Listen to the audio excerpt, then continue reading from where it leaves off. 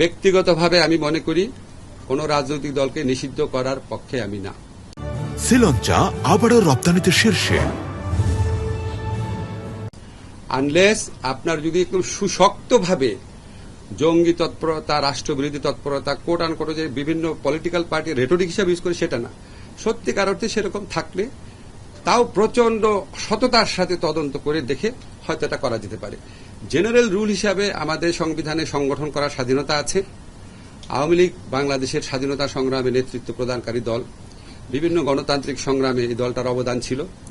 গত 15 বছর তারা যা করেছে সেটা তাদের ঐতিহ্যের সাথে যায় না, সেটা মুক্তিযুদ্ধের চেতনার সাথে যায় না।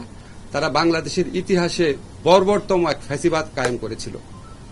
এই কর্মকাণ্ডের জন্য ব্যক্তিগত দায় থাকতে পারে, লিডারদের সামষ্টিক দায় থাকতে পারে, বা দল হিসাবে ব্যক্তিগতভাবে আমি বলছি, দল হিসাবে আওয়ামী লীগ নিষিদ্ধ করা দল হিসাবে মনে হয় না সমীচীন হবে। কি ধরনের সংগঠনকে সন্ত্রাসী সংগঠন বলা উচিত? কি ধরনের, এটা তো আপনি খুবই জটিল টেকনিক্যাল কোয়েশ্চেন করেছেন।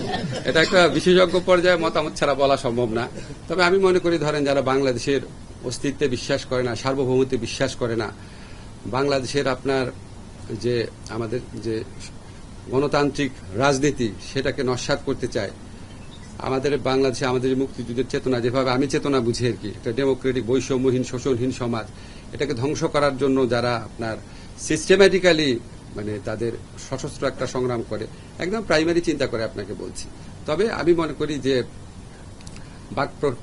মতামত প্রকাশের স্বাধীনতা যত অবারিত রাখা যায় ততই ভালো।